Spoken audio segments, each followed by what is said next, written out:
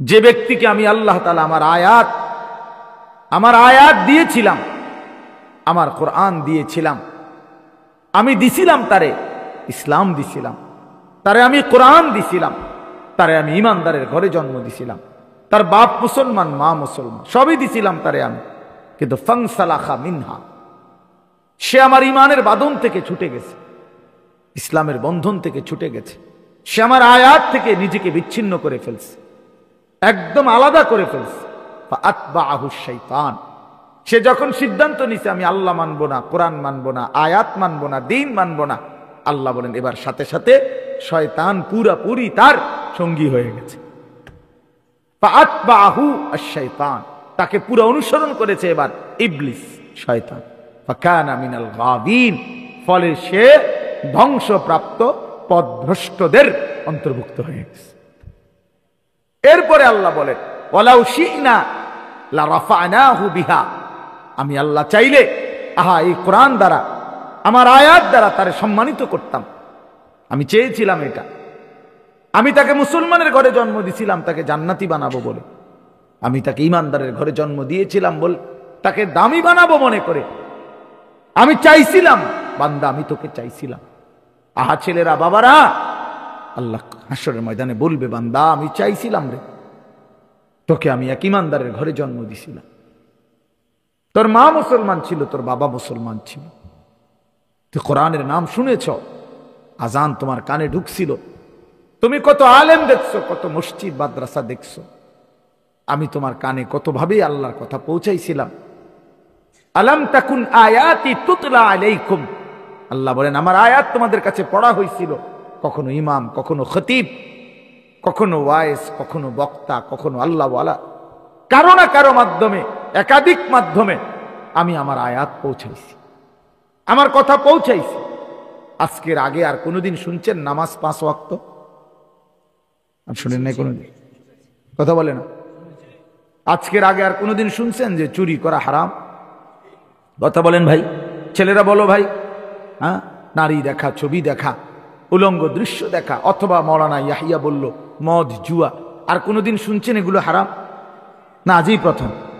তাইলে আল্লাহ তাআলা বলছেন আমি একই কথা একাধিক মাধ্যমে বারবার তোমার কাছে পৌঁছাইছি, প্রতিটা হালাল প্রতিটা হারাম আমি আল্লাহ তাআলা বারবার পৌঁছাইছি, একবার দুইবার, বারবার তোমার কানে পৌঁছাইছি।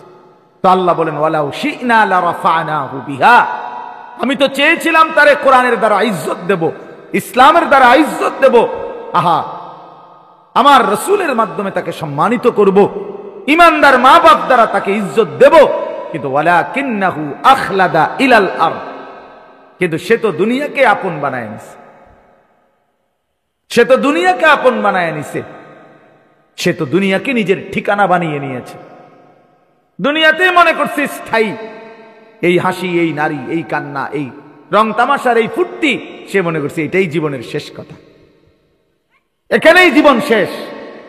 ওয়ালাকিন্নাহু আখলাদা ইলাল আরদ, জমিন আপন করে নিয়েছে, পৃথিবীকে। ওয়াত্তাবা হাওয়াহু, এই যে কথাটা বলা, এরপরে আল্লাহ বলেন এবং সে তার সব ব্যাপারে নিজের মনে যা চায় তারই অনুসরণ করছে।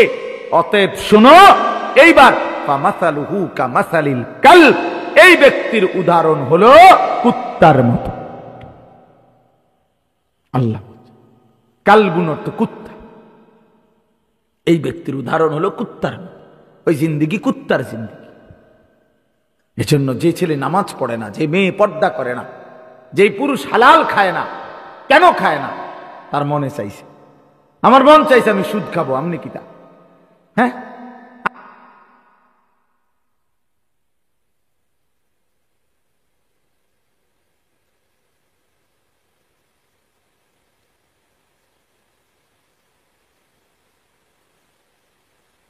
জানে তার ফুতে এক ওয়াক্ত নামাজ পড়ে না, সারা দিন মোবাইল টিপে, এই জানোয়ারের জন্য এবার বিল্ডিং করে। বেউকুফ কি আর বাজারে ওঠে এরম বেউকুফ ফলদ মিয়া। আগামী এই অসভ্যর লগে আগে বুঝাপড়া না করবেন বেটা, তোর বিল্ডিং কি এর, আবার তোর বিদেশ কি এর বেটা, তুই আগে কথা না কবি বেটা, মুসলমানের বাচ্চা তুই নামাজ পড়বি কিনা আগে এটা বল বেটা। তোর বিল্ডিং দিয়ে আমি করবো কে? তোর লাগে বা আমি বিল্ডিং করবো কেন? কেন করব? ইনসাফ কি বলে বলে? ওই মা ওই বাবারাও যারা সন্তানের অব্যাহত আল্লাহর নাফরমানি দেখবার পরেও ওই সন্তানের দুনিয়া সাজাইতে ব্যস্ত, মূলত এরা হচ্ছে এই বাপগুলোও মূলত দুনিয়া লুবি। মনে আমি লিখে দিলাম, আর নলে তর্ক করে না মারল, আমনে অসুবিধা না, আমি বলব। ওই মা দুনিয়া লুবি, যে মা দেখে তার ছেলে এক ওয়াক্ত নামাজ পড়ে না, সারা দিন রাত মোবাইল ছাড়া একটা মিনিট তার সময় কাটে না, এ তো বোঝা উচিত কিরে আমার ঘরে থাইকাতে ফজরের নামাজ পড়ে না, তো বাহিরে সে জোহর আসর মাগরিব এশা পড়বে কিরে ভাইয়া? আমি আমি এই পুতের লাগিয়া কিত্তাম দোয়া করুম আর কিত্তাম এর লাগিয়া চিন্তা করি। কোরআন শরীফে আছে আল্লাহ তাআলা বলছেন নূহ আলাইহিস সালামকে, হযরতে নূহ আলাইহিস সালাম ওনার নাফরমান সন্তানের জন্য আল্লাহর কাছে দোয়া করছিলেন। আল্লাহ তাআলা নিষেধ করছে, সাবধান, ইন্নাহু লাইসা মিন আহলিক, হে নূহ এটা তোমার সন্তান নয়, ইন্নাহু আমালুন গায়রু সালিহ, তার সবগুলো আমল বদ আমল। আল্লাহ বলছে ওই বদ আমল, ওই নাফরমান, ওই হারামখোর হারামি, অতএব সে নাফরমান। ফালা তাসআলনি, সরাসরি কোরআন শরীফের আয়াত। আল্লাহ বলছে নূহ সাবধান, কোন নাফরমান সন্তানের জন্য আমি আল্লাহর কাছে কিছু চাইও না, কিছু চাইও না। কাল খাস দোয়া দোয়া করত। এ আমার কাছে একটু আগে ফোন দিছে, একেবারে খাস একজনের, মানে বিল্ডিং এর ছাদ ডালাই কালকা, বিশ্বাস করে একটু আগে, যে কোনো মূল্যে আমি থাকতে খাস দোয়া করতে, মানে এমন ভাবে দোয়া করতে যাতে করে ছাদ ঢাইবা যায়, শক্ত দোয়া, মানে খাস দোয়া তো ওইটাই কি জোরে যেন চাপ দেয় বিল্ডিং। ছাদ ডালাই লেগে হুজুর লাগে, ছাদ ডালা লেগে বড় বক্তা দাওয়াত দিতে হইব। ছাদ ডালাই কি খামখেয়ালি কথা? ছোটখাটো বিষয় মনে করছেন আপনি? ছাদ ডালাই আজকে দোকানের মধ্যে আজকে উদ্বোধন দোকান, এ যে বড় হুজুরান, আহা, এক বাবার ফিকির ছাদ ঢালাইয়ের জন্য মুসলমান আজকে ফিকির বানাইছে এটাকে, ছাদ ঢালাই, ছাদ ঢালাইয়ের দোয়া। মুসলমান তার দোকান উদ্বোধনের জন্য দোয়া আনিছে হুজুরের জন্য, কিন্তু ছেলে নামাজ পড়ে না, মেয়ে পর্দা করে না, স্ত্রী পর্দা করে না, ঘরের কেউ ফজরের নামাজ পড়ে না। কই আমার জীবনে তো আমি মনে এমন 10 জন লোক জীবনে শুনি নাই কেউ কোনোদিন আইসা দোয়া চাইতে যে হুজুর আমার ছেলে মেয়েগুলো ফজরের নামাজ পড়ে না, আমি কি করতে পারি হুজুর, আপনি একটু খাস দোয়া করে দেন। এমন মনে আমার এই পুরা জীবনের মধ্যে 2 জন 10 জন পাবো না। এই নিয়ে কোনো মাথা ব্যথা নাই, এই নিয়ে কোনো মাথা, শুধু ছাদ ডালাই। বিদেশ বিদেশ বিদেশ এমন বহুদিন গেছে আমার জীবনে, ওদিক পাসপোর্ট আমার হাতে দিয়ে হুজুরের খাস দোয়া করে দিতাম, পাসপোর্ট যাতে ভিসা লাগে, তো ভিসা কোনায় আমি কোনাই, পাসপোর্ট কোনায়, এটার ভিত্তিতে দোয়া দিতাম। হ্যাঁ আমার হাতে দিছে পাসপোর্ট। আমার শায়েখ আল্লামা মুফতি মুশতাকুন নবী সাহেব হুজুরের কাছে একবার একজনে আসছিল, আমি নিজে দেখছি, সে 2 হাতে এখান থেকে এই পর্যন্ত 2 হাতে তার তাবিজ। কি জন্য তাবিজ? আর একটা তাবিজের জন্য আসছে হুজুরের কাছে। তো হুজুর জিজ্ঞাসা করছে এগুলো কেন? এখানে প্রায় 22টা না কয়টা তাবিজ ছিল। কেন?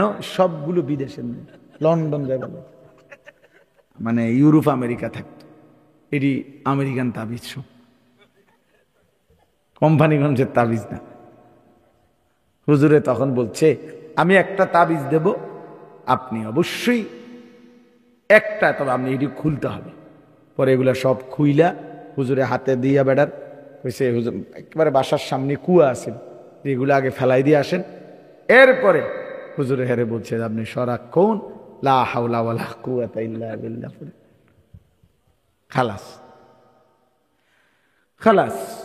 এই জন্য বললাম বাপ, আজ মুসলমান আমরা নিজের দুনিয়া, সন্তানের দুনিয়া, স্ত্রীর দুনিয়া, মেয়েটার দুনিয়া, এতটুকুই বুঝছি, এতটুকুই বুঝছি। মেয়েটার একটা ভালো জামাই চাই, ভালো জামাই জিজ্ঞাসা করেন, চাচা ভালো জামাই বলতে কি বুঝাইছে? টাকা পয়সা হল, আখলাকওয়ালা। কথা বুঝেন নাই? মেয়েটার জন্য একটা ভালো জামাই দরকার। ভালো বলতে কি বুঝাচ্ছেন জিজ্ঞাসা করেন, চাচা ভালো বলতে কি? ভালো বলতে পয়সাওয়ালা, বিল্ডিংওয়ালা, বিল্ডিং, টাকা পয়সা আছে, এটাকেই বলছে ভালো জামাই। আখলাকওয়ালা কিনা, চরিত্র আছে কিনা। রাসূলুল্লাহ সাল্লাল্লাহু আলাইহি সাল্লাম বলেন, ইজা খাতাবা আহাদুকুম মান তারদাউনা দীনাহু ওয়া খুলুকাহু ফাযাব্বিজু।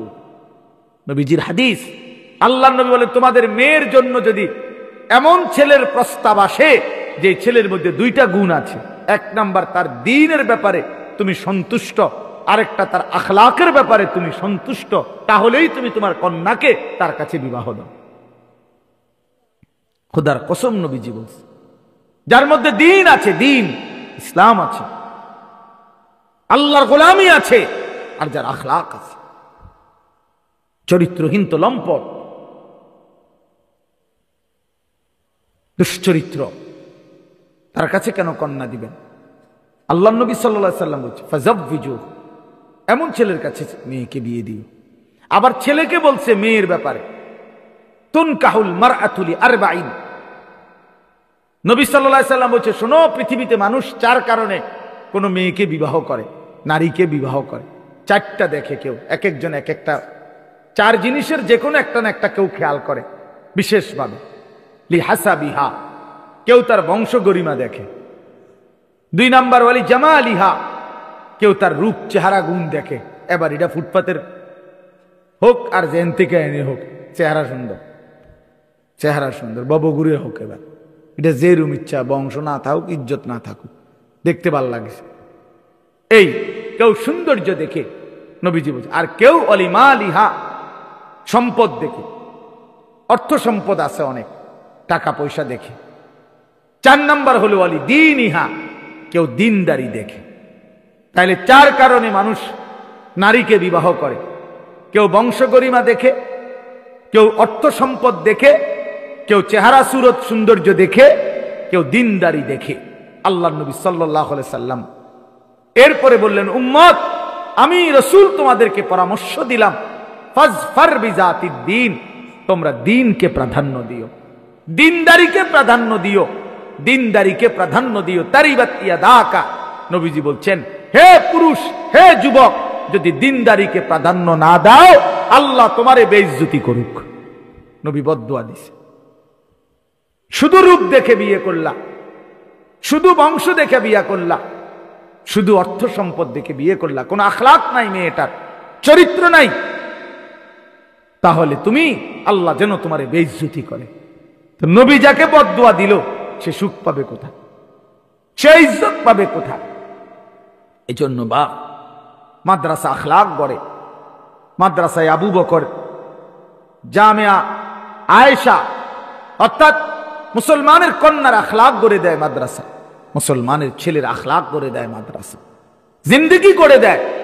আজকে যদি বাবা মা, তোমরা ছেলেরাও সবাই মিলে আমরা যদি এই ফিকির করি বাপ, যে আমাদের আখলাক, আমি সবসময় বলি এ কথা, প্রিয় ভাই, প্রিয় বাবা, এই প্লাসের নাম মানুষ না, গোল্ডেন এ প্লাসের নাম মানুষ নয়, আখলাকের নাম মানুষ।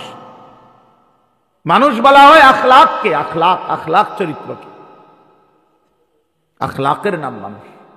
যে ছেলের চরিত্র নাই, আখলাক নাই, সে কোনো মানুষ না। যে মেয়ের আখলাক নাই, সে কোনো মানুষ না, সে নারী না।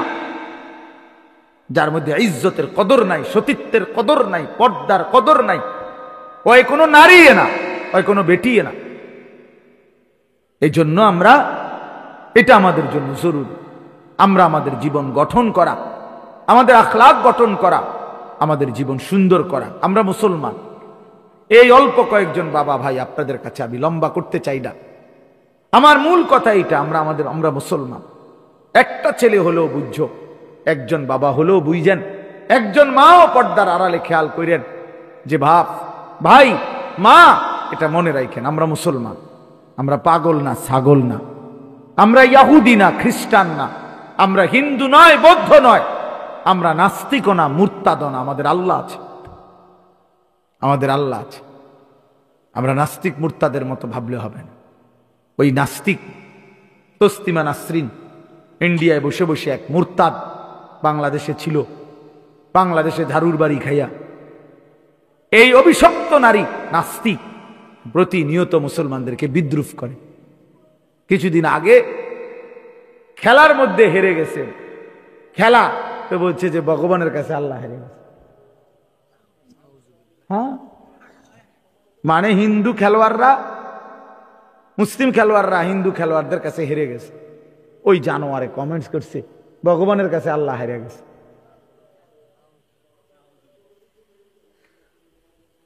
তাইলে এই তো জিন্দিগি জানোয়ারের জিন্দিগি, এই জিন্দিগি মুরতাদের জিন্দিগি। কিন্তু ইমানদার আমরা মুসলমান বাপ, আমরা একজনই হই। আল্লাহ তাআলা কোরআনুল কারীমের মধ্যে বলছে ওয়ালা আবদুম মুমিন খায়রুম মিন মুশরিক। সারা পৃথিবীর সমস্ত কাফের বেঈমানের চাইতে আল্লাহ বলেন আমার একজন ইমানদার গোলাম কৃতদাস সে কোটি কোটি গুণ বেশি দামি। ওয়ালা আবদুম মুমিন, একজন গোলাম কিন্তু সে ইমানদার, সে সমস্ত মুশরিক বেঈমান তাদের চাইতে ইজ্জতওয়ালা। ইমানের দাম বেশি বাপ, কালেমার দাম বেশি, ইমানের দাম বেশি। ইমান শ্রেষ্ঠতম সম্পদ, শ্রেষ্ঠতম পুঁজি। অতএব আমরা প্রত্যেকেই যদি আমাদের এটা ভাবা উচিত, আমাদের জিন্দেগির কদর করা উচিত, আমাদের হায়াতের কদর করা উচিত। আল্লাহ তাআলা আমাদেরকে শ্রেষ্ঠতম নিয়ামত দান করছে। আল্লাহ বলবে বান্দা আমি তো তোমারে জাহান্নাম দিতে চাইছিলাম না বান্দা, আমি পছন্দ করে তোমারে ইমানদার বানাইছি, মুমিন বানিয়েছি, এক পবিত্র মার ঘরে তোমারে জন্ম দিয়েছি। আমি বলছি বহুবার, আমরা এই বছর আমার মাওলানা মোহাম্মদ, মাওলানা ইয়াহিয়া, আমরা গত বছর তাবলিগে সময় লাগাইছিলাম দিনাজপুর জেলায়। তখন আমরা ওইখানে দেখছি ৭২ বছর বয়স্ক হিন্দু লোককে কালেমার দাওয়াত দিছি আমরা। তখন ওই লোক ২.৫ ঘন্টা ৩ ঘন্টা বলার পরেও তার ২ ছেলে মুসলমান, ছেলের বউ নাতি নাতনি সব মুসলমান হয়ে গেছে, কিন্তু ওই বেচারা ৭২ বছর বয়স বুড়া মিয়া ওই কালেমা পড়ে না। কত অনুরোধ করলাম, কত কাকুতি মিনতি করলাম, কত আহাজারি, চাচা একটাবার কালেমা পড়েন, গোপনে বলেন, দরজা বন্ধ করে পড়েন, পৃথিবীর কেউরে বলবো না, আপনি বাইচা যাবেন জাহান্নাম থেকে, অনন্তকালের আখেরাতে জাহান্নাম থেকে বেঁচে যাবেন। উনি বলছে না আমি এটা পড়বো না। তখন আমি বলছিলাম যে হায় দেখেন আজকে আল্লাহ তাআলা আমাদেরকে ছোট্টবেলা থেকে সেই ৩ বছর বয়স ২ বছর বয়স থেকে কত হাজার বার আমরা লা ইলাহা ইল্লাল্লাহ উচ্চারণ করতে পারছি, মুহাম্মাদুর রাসূলুল্লাহ এই জবানে আমাদের কত লক্ষবার উচ্চারণ হয়েছে। আর আল্লাহর এক বান্দা ৭২ বছর বয়স হয়ে গেছে, জীবনে সে কোনোদিন তার মালিকের নামটাও বলতে পারে না। ওই বেচারার কত বড় দুর্ভাগ্য চাচা, চিন্তা করে দেখেন আপনার কত বড় সৌভাগ্য। আপনি আপনার এই বয়সে কতবার বলছেন কালেমা, আর ওই বেচারা বলতে পারে নাই। এই জন্য বন্ধু চোখ বন্ধ হলেই বুঝে আসবে ইমানের দাম কত। চোখ বন্ধ হলেই নাফরমান বুঝবে দুনিয়া লোভীর পরিণাম কি। এই নারী ছবি, এই মদ জুয়া জিনা ব্যভিচার, এই সুদ ঘুষ, এই বেপর্দা নাচ গান বেহায়াপনা, চোখটা বন্ধ হলেই কাল্লা সাউফা তা'লামুন। আল্লাহ বলছে বান্দা আমি তোমারে বুঝাবো, আমি তোমারে জানাবো বান্দা, কবরে আমি বুঝাবো, সুম্মা কাল্লা সাউফা তা'লামুন, আবার আখিরাতে নিয়ে বুঝাবো। আল্লাহ বলছে বান্দা তুমি শুনছো আমি রহমান দয়াবান, কিন্তু আমি শুধু দয়াবান না, আমি প্রচন্ড প্রতিশোধ গ্রহণকারী। আল্লাহর নাম কি এই শুধু দুইটাই না? রহমান রাহিম এই দুইটাই তো আল্লাহর নাম, গফুরুর রাহিম এই দুইটাই তো আল্লাহর নাম না। আল্লাহর আরো নাম আছে বাবা, আল্লাহর আরো নাম আছে, এর বিপরীত নামও আছে। আল্লাহ আল্লাহ কাহার, আল্লাহ জব্বার, আল্লাহ আজিজ। আল্লাহ বলছে যুনতিকাম, আমি প্রতিশোধ গ্রহণকারী, আমি শাদীদুল ইকাব, আমি কঠিন শাস্তিদাতা, সারিউল হিসাব, দ্রুত হিসাব গ্রহণকারী। ফায়াউমা ইদিল লা ইউআযযিবু আযাবাহু আহাদ। আল্লাহ বলে আমার মতো শাস্তি তুই নাফরমানকে বান্দা মনে রাখিস আর কেউ দিবে না, কেউ দিবে না। তোমরা এই কয়েকজন ছেলে বসছো, অল্প কয়েকজন, আমার বাবা আমার বন্ধু, আমার কোনো আফসোস নাই। আমি এক ফেরিওয়ালা যার জিন্দেগীর মিশন এটা বলতে থাকা, বলতে থাকা, সারা দিন রাত বলতে থাকা। আমি দুপুরে 12টার পর থেকে বয়ান শুরু করছি আজকে, সেই 14 গ্রামতে শুরু হয়েছে, এখানে আইয়া থামলাম। হ্যাঁ, হোটেলে ভাত খাইছি, দুপুরের খানা খাইছি হোটেলে, রাতের খাবার এখনো খাই না। অর্থ হলো, বোঝানোর উদ্দেশ্য হলো, বলে যাও আমার জন সমর্থনের দরকার নেই, অনেক লাখ মানুষ দিয়ে আমি করবো কি ভাইয়া? আমি তো ভোটে হারাইতাম না, আমি তো নির্বাচনের প্রার্থী না, আমি ফেরিওয়ালা।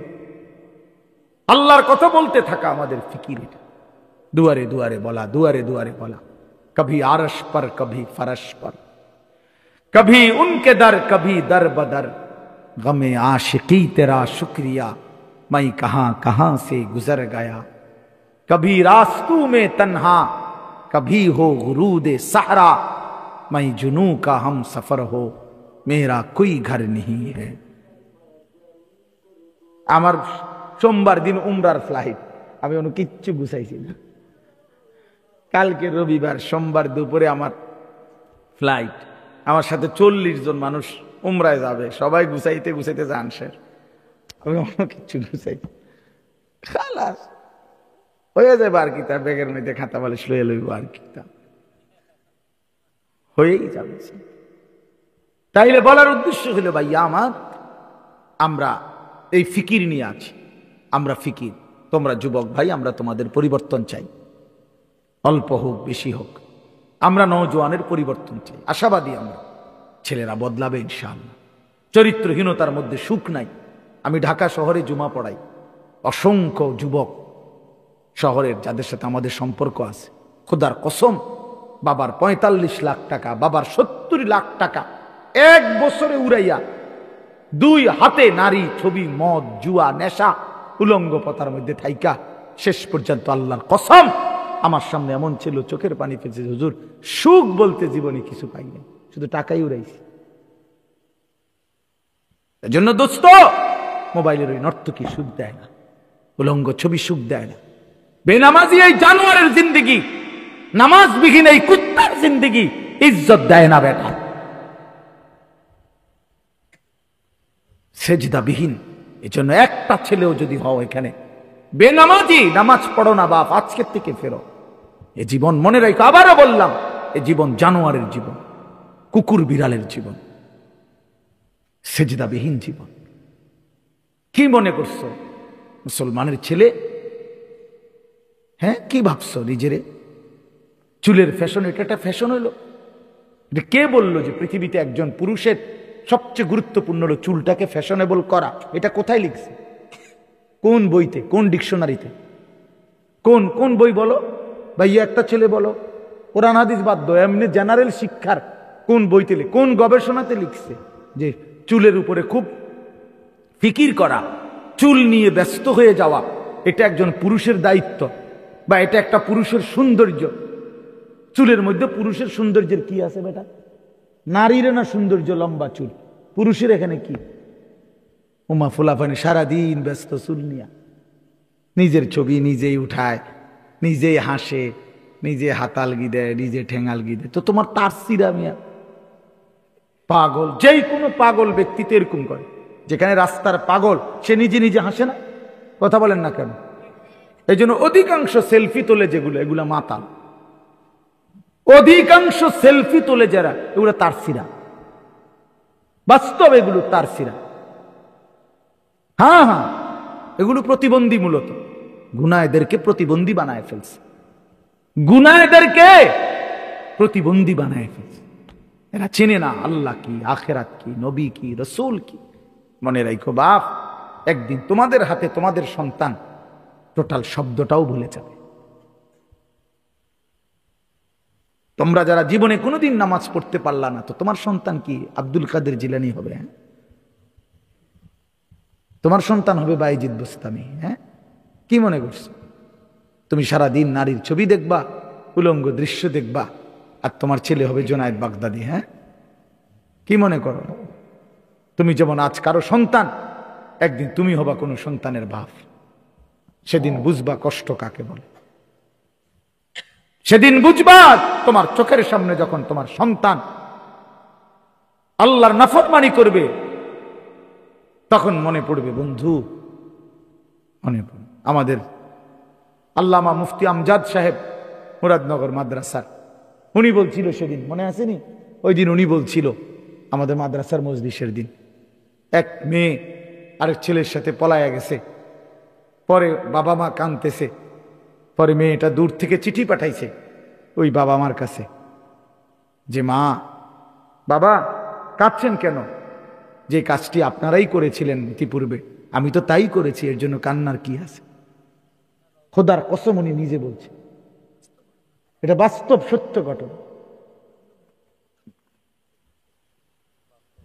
হ্যাঁ, বুঝেন নাই কথাটা?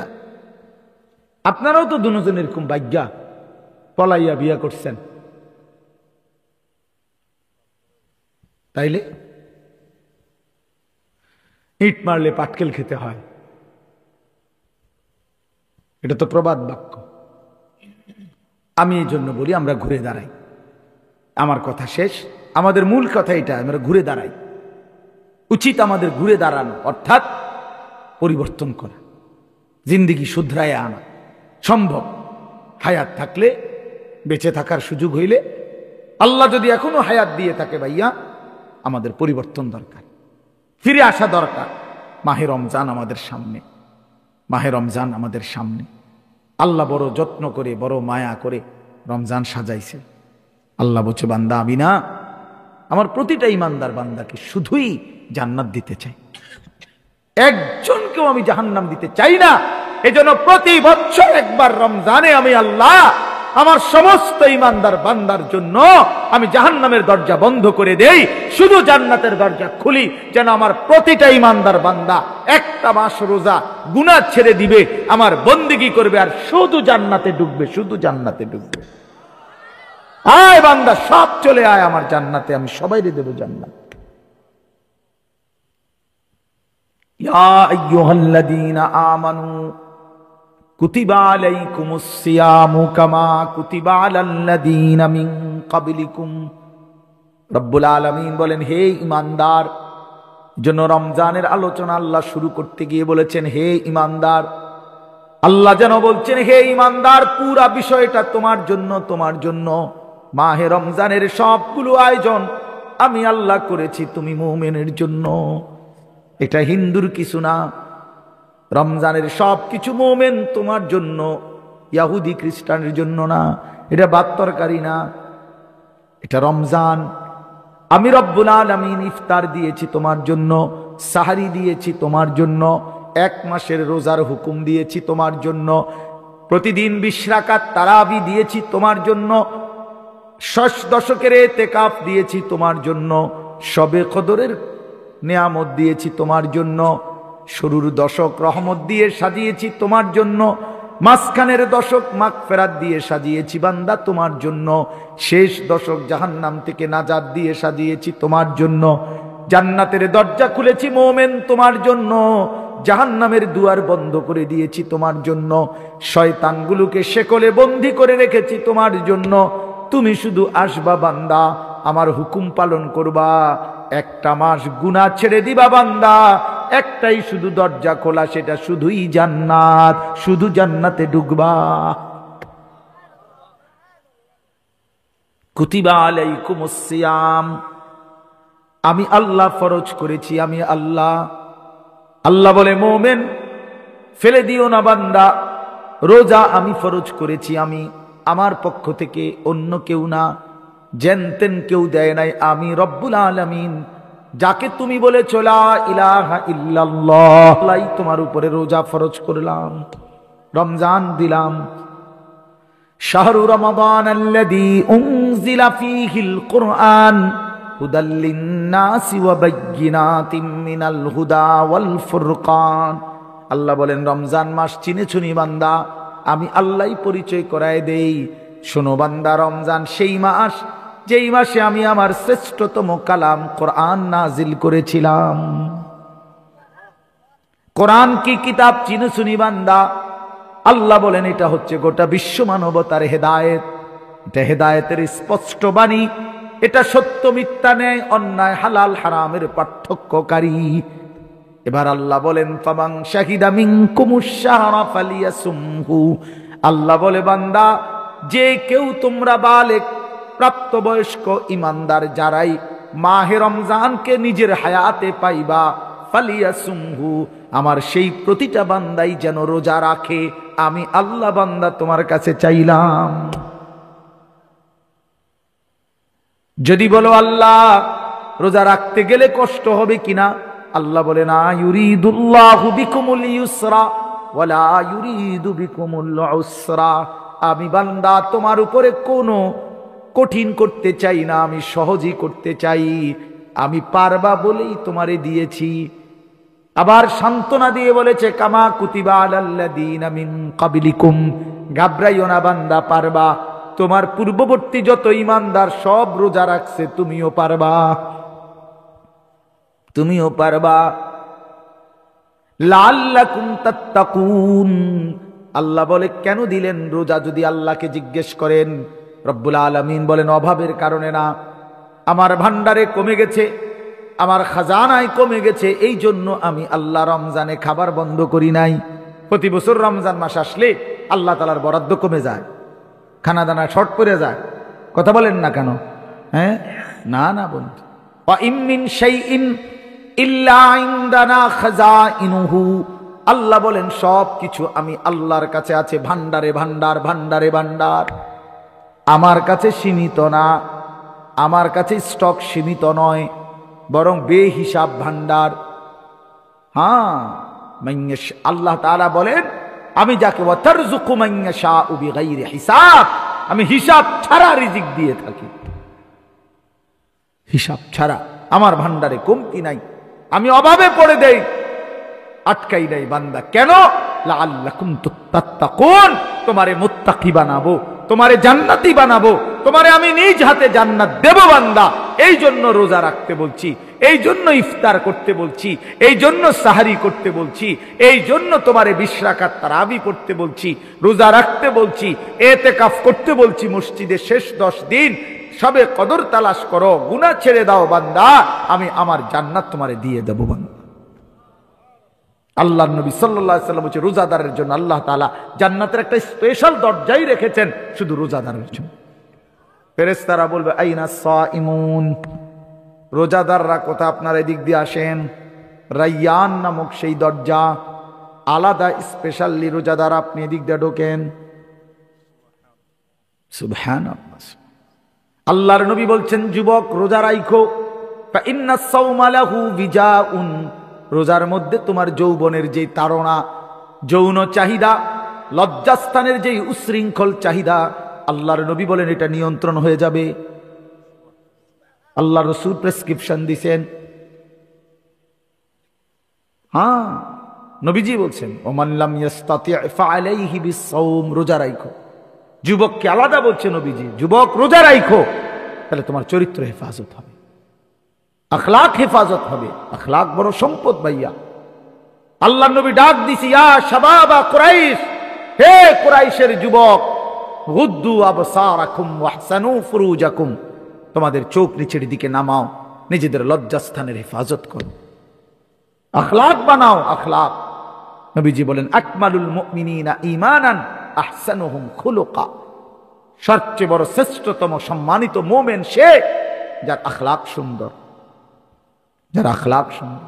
রাসূলুল্লাহ সাল্লাল্লাহু আলাইহি ওয়াসাল্লাম বলেন হাসরের ময়দানে মিজানের পাল্লায় যেই আমলের ওজন সবচেয়ে ভারী হবে সেটা কি? আল খুলুকুল হাসান, উত্তম আখলাক, উত্তম চরিত্র। মদখোর উত্তম চরিত্রবান হয় না, কোন নেশাখোর উত্তম হয় না, কোন জুয়ারি উত্তম হইতে পারে না, কোন নারী লোভী লম্পট চরিত্রহীন, রাত নাই দিন নাই বেটা, 16 বছর বয়সে যদি বেটা এত নারী দেখে ফেলিস, বাকি জীবন করবি কি নাফরমান? 18 বছর বয়স না হইতে তুই এত উলঙ্গ ছবি দেখে ফেলি, অসভ্য, তো বাকি জিন্দিগি করবি কি তুই? বেহায়া, বাকি জিন্দিগি করবি কি? বিয়ে আর ভবিষ্যতে করবাটা কি তুমি? তুমি তো শেষে সব তো দেখতে এলাইছো, সব অসভ্যতা করেই তো ফেলছো, দেখেই ফেলছো। চরিত্র হেফাজত হবে কি? জীবনের আনন্দ কি আর? এই জন্য প্রিয় ভাই, আল্লাহ তাআলা রমজানের মাধ্যমে আমাদেরকে জান্নাত দিতে চায়। সেই রমজান আমাদের সামনে, সেই রমজান আমাদের সামনে। কোরআন শরীফের 5টা আয়াতে আল্লাহ রমজানের কথা বলছে। এর মধ্যে প্রথম আয়াতে একবার বলছে লাআল্লাকুম তাত্তাকুন, আল্লাহ বলছে রমজানে রোজার মাধ্যমে আমি তোমাদেরকে মুত্তাকি বানাবো। আবার লাস্টের আয়াতে আবার বলছে কাযালিকা ইউবায়্যিনুল্লাহু আয়াতিহি লিন-নাস লাআল্লাহুম ইয়াত্তাকুন। একই কথা আবার বলছে বান্দা, আবারও বললাম আমি কিন্তু রোজার বিধান স্পষ্ট করে বলে দিয়েছি, কেন? যেন সকলেই মুত্তাকি হতে পারে, মুত্তাকি হতে পারে। 2বার বলছে কথা, এটা 2বার বলছে। অতএব আমরা ইনশাআল্লাহ মাহে রমজানকে সামনে রেখে জীবন সুন্দর করার চেষ্টা করি। আল্লাহ তৌফিক দান করেন।